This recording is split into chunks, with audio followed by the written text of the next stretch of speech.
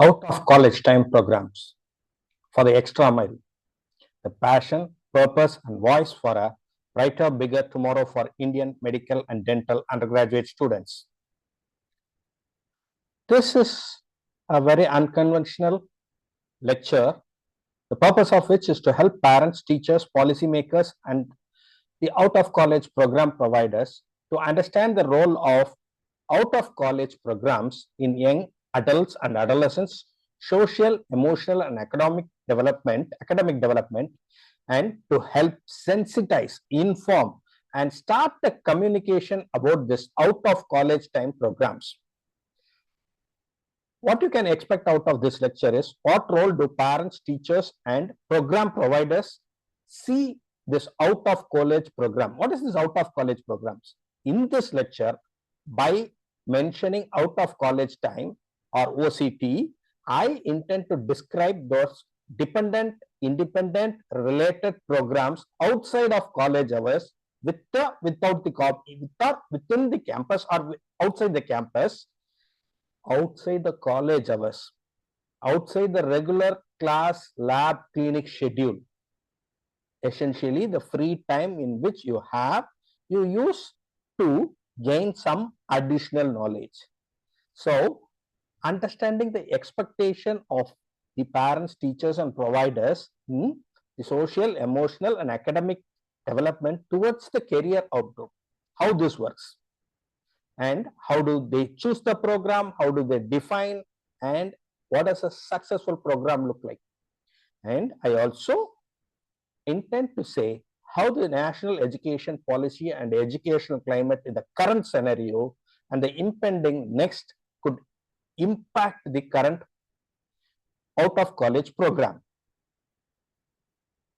So, to organize this lecture, I would place the need, market requirement, how parent and student scout, the risk benefit analysis of out of college time programs, my small recommendation, and closing remarks.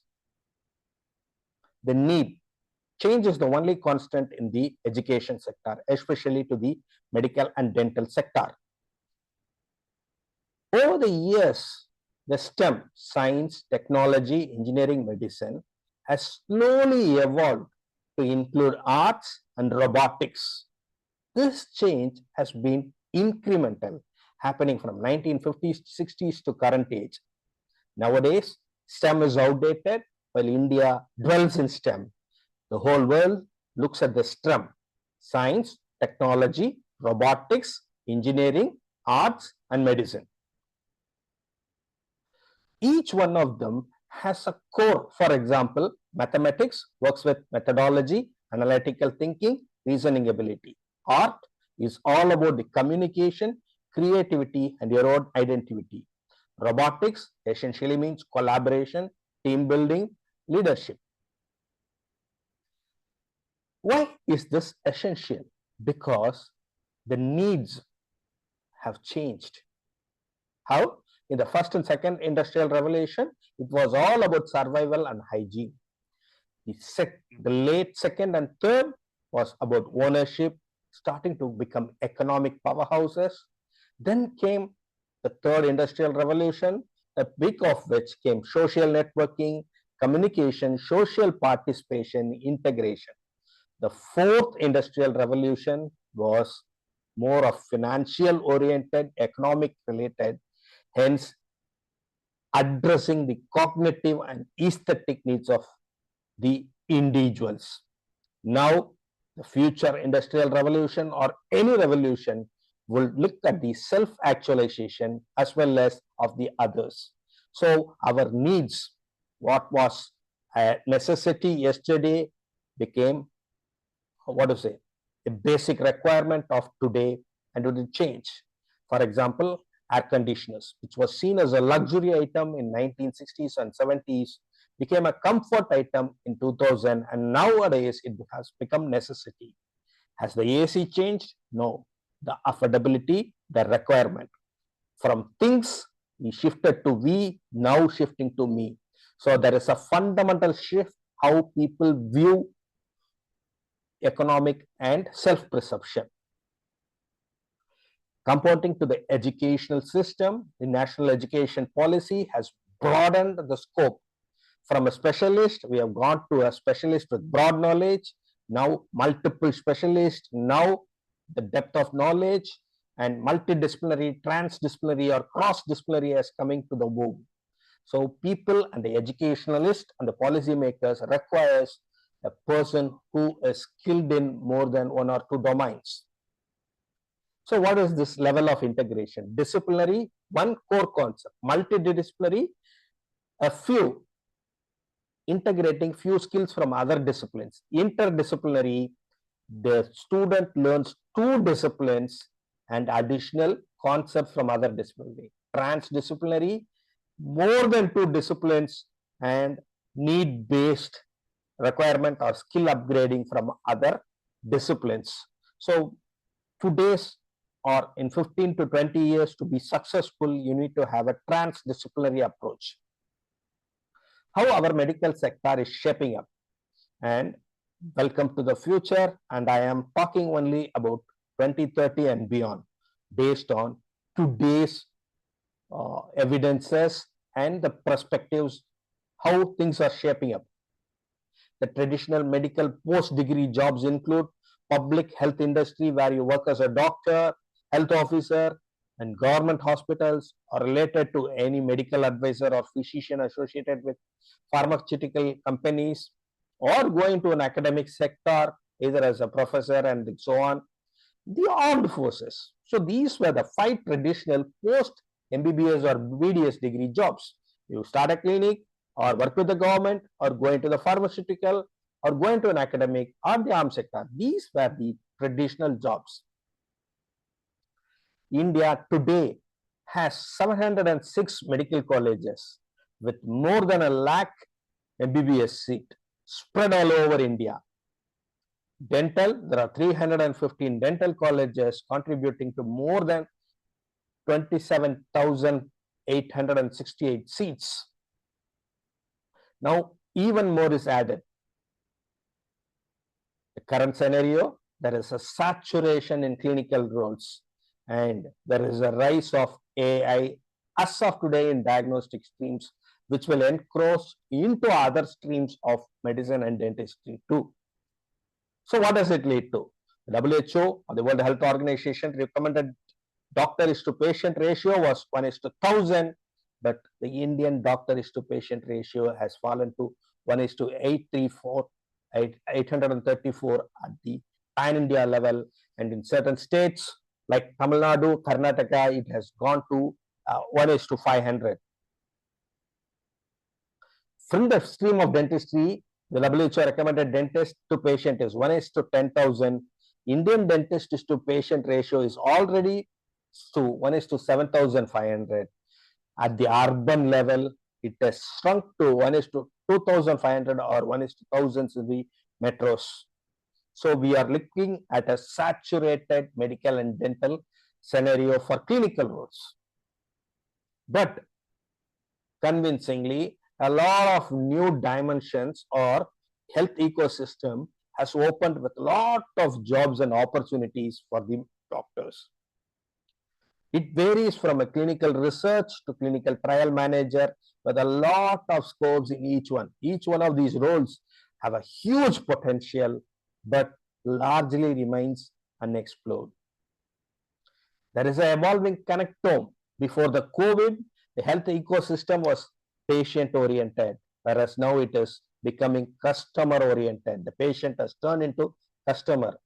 Pre-pandemic, there were hospitals, practitioners, research, pharma, technology, insurance. That's it.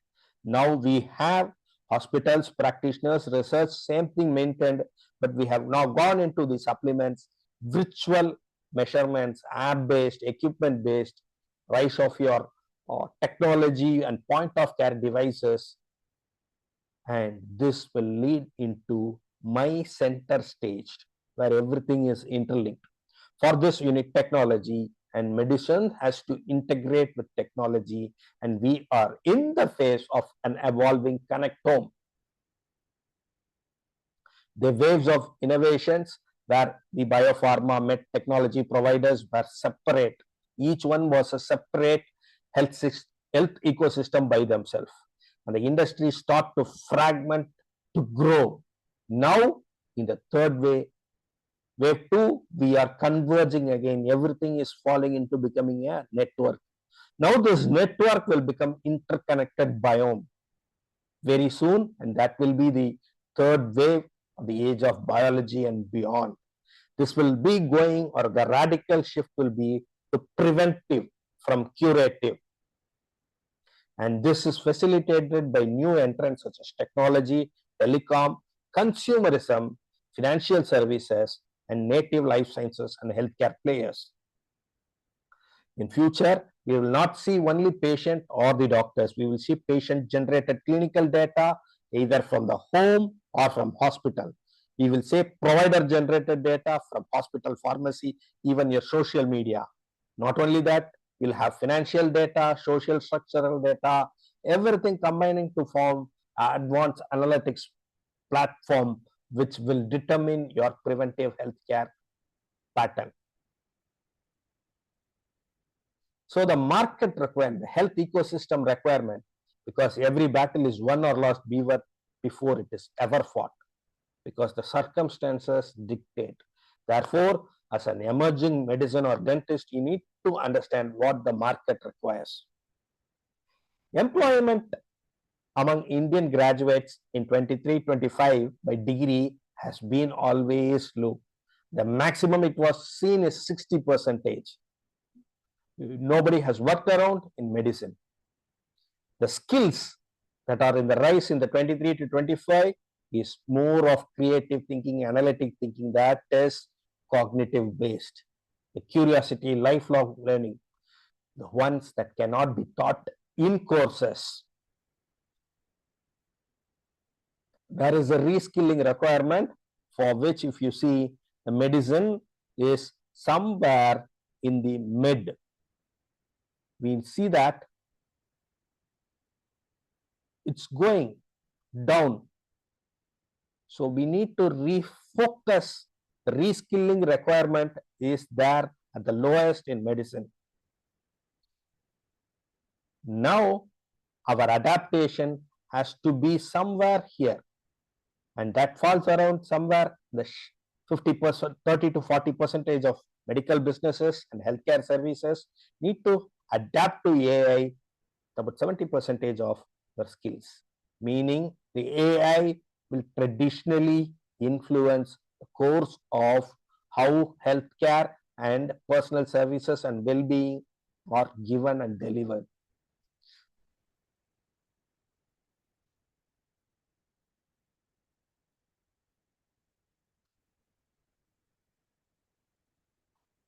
And with the government of India publishing its gazettes in 2016 about the NEP and the MOOCs, MOOC, massive open programs, which is given a weightage from 2016 MOOCs. So in this scenario, we need to know what are the types of skill upgradation that the students, medical and dental students, has to be aware of. Upskilling means skill enhancement. Whatever skill you have learned as a part of the curriculum is enhanced. Reskilling, from one skill you are transitioning to other skill, that is shift of the core focus. Pre-skilling, the industry may require some basic foundational training. For example, if you are looking at a career in genetics in the future, you may require the exposure to basic biotechnics or biotechnological parameters or equipment such as phage machines, blots, etc., which is not usually a part of your medical curriculum. So that pre-skilling is essential. Cross-skilling is lateral skills or broadening the skills that you have acquired. Multi-skilling is gathering more than 2 skills that is necessary for the core objective. New skills or new generation skills will be your AI, machine learning, which are the current rising skills. The future of healthcare is within and beyond the walls. We have tight integration, data enabled, machine learning, with a lot of facilities that a medicine professional has to have. In the horizon, we will be seeing a shift from connected devices for home use, 3D printing, AI, smaller implants, less invasive diagnostic, and patient-facing mobile apps, remote monitoring solutions like for your heart, digital platform integration, surgical robotics, ancillary service. Mind you, all of this are available in metros and currently costlier. And by the year 2030 to 2035, these will start to peak. So how does a parent can help to scout for the additional out of the college time programs or courses or the skills for their wards or children's? Because yesterday's runs and wickets do not win today's game. So the children who are studying MBBS or BDS now need to equip themselves with some skills. For the parent, the most concern is today is because of academics, the social connection is lost. They spend too much time on screen. They are falling behind academically because of this. The market education system enhances or motivates them to lose the interest. Their emotional well-being is taken to task. The schools or colleges have limited instructions. All this combined to give rise to mental health issues. They don't get enough exercise, don't spend outdoors, and they don't have the appropriate health or fun in their life. So for teachers, falling behind academically, missing social connections and emotional well-being are the biggest challenges. But for the out-of-college providers, emotional and academics basic skills are the most concern. So where does this put together? We have the home, the college, and the programs. Each one of them gives a distinct advantage. Home teaches you the very core soft skills: respect, kindness, patience, learning from mistakes, self-control, empathy, compassion. College, purely cognitive: syllabus, problem solving, critical thinking, focus. Whereas the out of the college programs may help you to develop confidence, leadership, perseverance, teamwork, and most importantly, skill. So the combination of all this has literally a different kind of skills developing. For example, home and the out of college program may help you to gain independent self-esteem, and these are non-skills, life skills, in addition to the core skills that you develop. How do parents need to choose the program? Multiple ways towards the ward's goal, what they want, their passions, real world skills, what they want, diversity, social interactions, or the core objectives from parent point of view. Some of them do a proper research. Others rely on friends' advice or words of mouth or YouTube or social media. A few of them talk to alumni. And for a lot of them, it is determined by the cost effectiveness. And very few, it is recommended by the teachers. Majority of parents prioritize programs that provide learning skills beyond college. And the commonest way is to find by talking to a student or a parent of a student who participated in the program. Web search, online review, tour, single class, spoke to mentors or coaches, and don't go into the distinction. The more you pay, the more you are likely to do or get better. Always do your research properly. Whether the scope of the out of college program lies with the passion of my child. The type of OCTs is essentially the first and the foremost important is the focus for academic enrichment, for creative activities, sports or physical activities, or STEAM or STEM, life skills. Purpose, either focusing on the competitive exam preparation or life skill enrichment classes or remedial classes like tuitions or recreational, completely out of, or getting a new technology, which is the most important need of the hour, which could be online, hybrid, online, offline, or in-person courses, or a professional enrichment courses, which is like your future job related, or boot camps, or marketing training, or leadership development. Time commitment, one-time workshop, short duration, short courses, long-term programs. And academic commitments, you could go as a part of it, the SWAYAM or the NPTEL, Coursera, Unacademy, a lot of things. Whatever might be the program, ensure it is safe. What is the safe? S stands for sequential, where the sequenced activity is to teach one skills primarily, and there is active learning and scope for practicing the skills. And focused, the time limit is focused and gives balanced returns for the skill development. Explicit, they mention a particular skill, not vague. So what is the risk benefit analysis? Risk comes from not knowing what you are doing. The first and foremost, can I find as a time as a student? 1 week has 168 hours, out of which approximately 50 to 55 hours goes for college, sleep about 42 hours, and you have the next balance of about 17 hours that you are having at your leisure. How do students estimate time? The general conception is total time minus the college activity time or personal activity time is equal to time left. Time left includes study time. So the free time is equal to time left minus study time, which unfortunately includes or overlook the family time. So in my perspective, college total time minus college activity is equal to time left minus family time. That is most important for adolescent and the young adult. So take that away, then you get the free time. Free time will include your study time and actual free time. So the study time you remove out, so then you have the actual free time. Work it out for 2 weeks, you will find how much hours.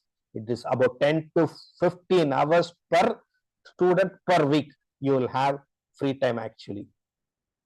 Right? The average time per week requirement analysis for AI and machine learning at the NPTEL or SWAYAM requires only 3 hours. Whereas in the Coursera, it requires 7 hours. Literally, you can do 2 courses. Cybersecurity in NPTEL or Coursera is 7 hours each. Programming is 2 to 3 hours. This is just an average. If you are going into advanced data analytics at the IIT distance education program, you can need to spend about 8 to 10 hours, about half of your free time. It goes on.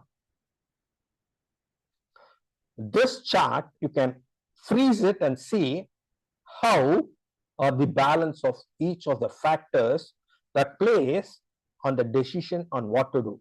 Student-centered, flexibility, accessibility, knowledge, control the study time, chance of interaction, cost-effective opportunities before you choose your own out-of-college extra courses or upgradation, skill upgradation stream. The negative sides, I need to mention this, financial implications, the cost inequality, debt arising out of such out-of-college time programs. The time burden, overscheduling, reduced leisure time, lost sleep. The academic burden, pressure to perform from the college couples with the pressure to perform from the program, leads to stress and burnout and narrowing down of the focus. Altogether will cause a social and emotional burden. You lead to competition, comparison, reduced social interaction, may ultimately lead to mental health issues. Ethical concern. Most of these out-of-college programs are driven by MNCs whose is profit-driven and exploit the children's aspiration. And unethical marketing practices are rampant in the industry. The parents and the doctors need to be very, very careful about the course they are choosing about considering all this. Now let us go into the market analysis. Luck is preparation, meeting opportunity. If you see, There is a current scenario per 1,000 students in the higher secondary, about nearly something less than 400 per 1,000 students take some private coaching at the higher secondary level. Look at the MOOC platforms by the number of learners, at the, say about 23, it has reached 45 million. This is in India. And the online market, let us see reskilling and online certification. It is worth about 93 millions in 2016. Should have doubled or tripled by now. And there were about 499,000 people enrolled in. The higher education, it is 55,000, costing about 33 millions, and this was in 2016, 10 years back. Current size is about 19.7 billion, of which more than 50% is in the schools. Whereas the higher education, we have about 150 million learners contributing to 3.5 billion. Reskilling on certification, it was about 93 millions in 2016. By 2021, this reskilling was 463 with a high compounding annual growth of 38%, meaning the demand is going on tremendously for reskilling and online certification, irrespective of this course or the stream. The SWAYAM, if you see steadily, there is an increase even within a span of 2 years. Every year, for each of the semester, about 40 lakhs or 41 lakh enrollments are there, out of which 10,000 in the last session has registered for the exams, and out of which 6 lakh 40,000 people have got their certification, meaning the Indians are rising to the occasions. Every semester, they are upgrading their skills. If they are doing, imagine the amount of competition existing in the market. So my recommendation, it is not the strongest or the most intelligent who will survive, but those who can best manage change will survive. While looking at the need for future evaluations or future skills beyond your MD, MS or MDS or DM, MCH, look at the skill, how medicine will evolve.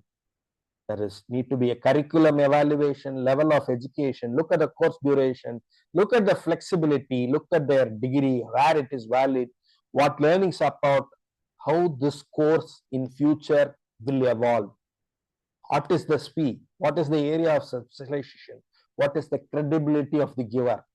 Go for courses, established courses such as NPTEL, SWAYAM, Knox or Harvard even, which offer free course.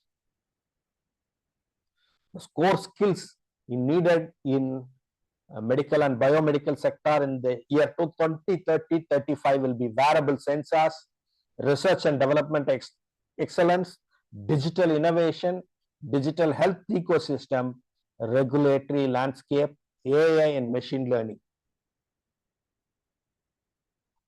You will have to focus on medical devices and Internet of Things courses, research methodology. If you are having a computer inclination, software development or coding, data sciences and analytics, regulatory affairs will be the needed core skills.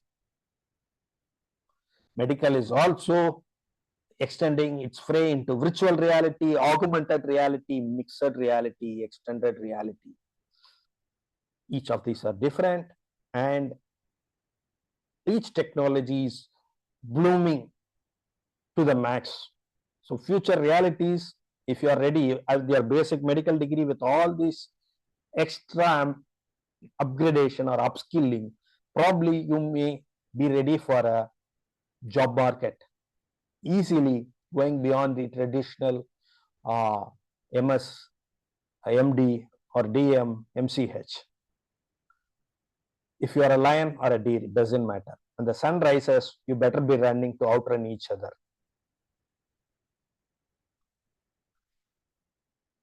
So I hope this lecture provides some insight about the programs. Policymakers are critical players, the providers are critical players, and ultimately parents and the young doctors have to have an open eye, have to need-based realization that there is a saturation. You need to upgrade your skills and start working towards that.